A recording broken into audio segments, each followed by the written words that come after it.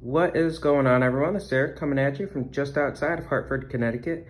And today we're going to be discussing the Teddy Bridgewater draft pick trade that occurred during the 2014 NFL Draft. Now, this trade occurred between the Minnesota Vikings and the Seattle Seahawks. So, how it started was Seattle acquired picks 40 and 108 from Minnesota in exchange for pick 32.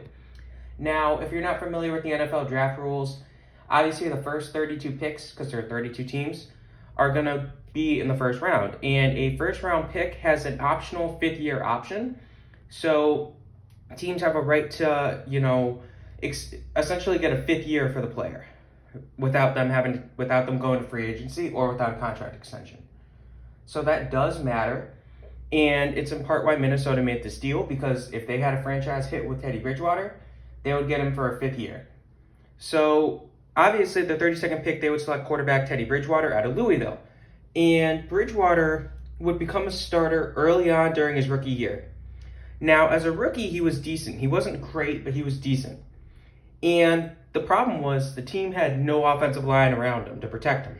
So he didn't do great, but then his second year, he did show a lot of improvement. So Minnesota had a bright future quarterback. Obviously, they had hoped to have him before, but they had swung and missed on a couple players, including Christian Ponder, but that's a different story.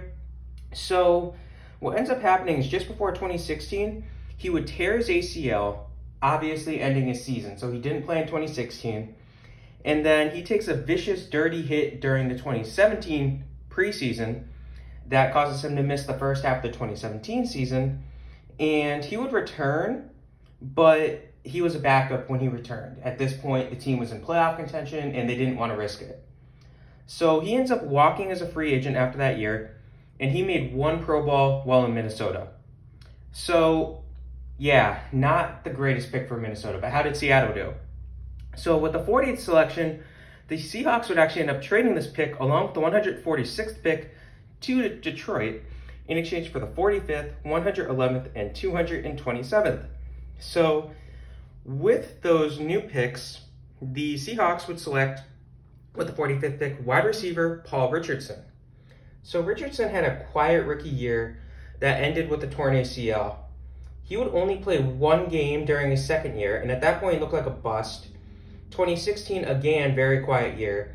But then 2017, he ends up living up to the expectations of a second-round pick, has a very good season, but they couldn't agree on a contract extension, so he ends up walking. Really just failed to live up to the hype.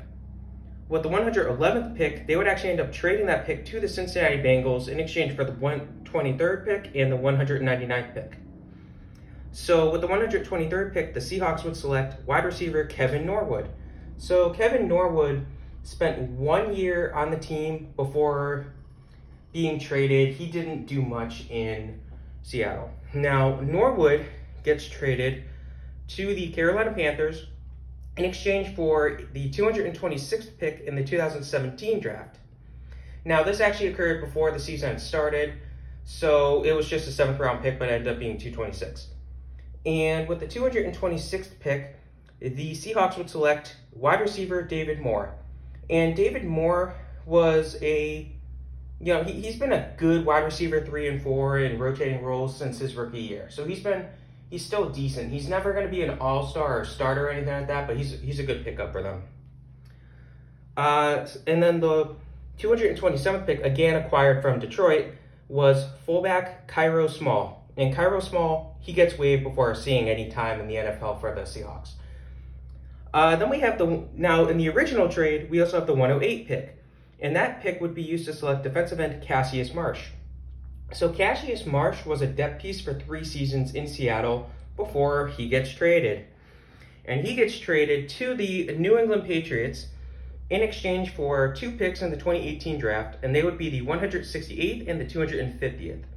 So the 168th pick, Seattle would select offensive tackle Jamarco Jones. And Jamarco Jones, he's been a backup since 2019. He didn't do much in 2018. He didn't do anything in 2018, actually. But he's been a backup tackle. So now the 250th pick ends up getting traded. And it gets traded in the Michael Bennett trade. It's not worth discussing because it leads into this wild loophole that it gets traded back to Seattle and it gets traded again and again. It's just not worth getting into in this video. It will probably be a future video, just so you know. So I missed 199, which was offensive tackle Garrett Scott, and he never played in the NFL.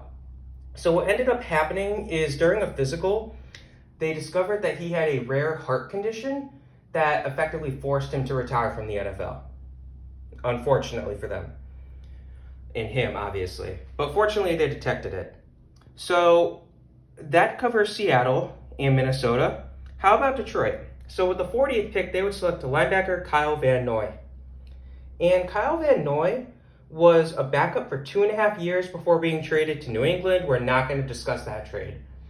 Now, with the 146th pick, they would send that to the Dallas Cowboys in exchange for picks 158 and 229.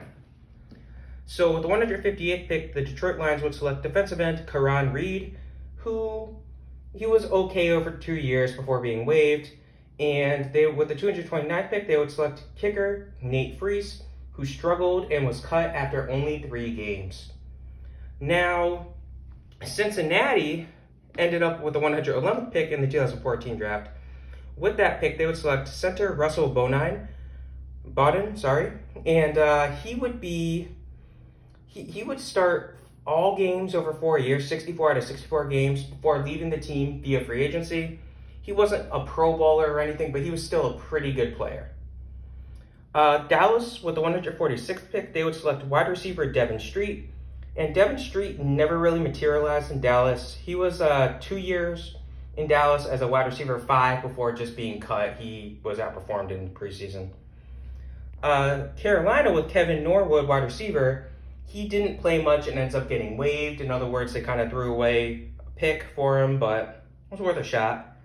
Lastly, New England with defensive end Cassius Marsh. Cassius Marsh ends up, he doesn't play much over a half season before being cut. He's known for blocking a field goal in a regular season game. That's like his biggest stat. He was mostly a special teamer. But that was the Teddy Bridgewater trade. It really turned into Seattle making a lot of moves. Bridgewater obviously did not pan out in Minnesota, but that was the Teddy Bridgewater trade. Hope you guys enjoyed this. Have a great rest of your day.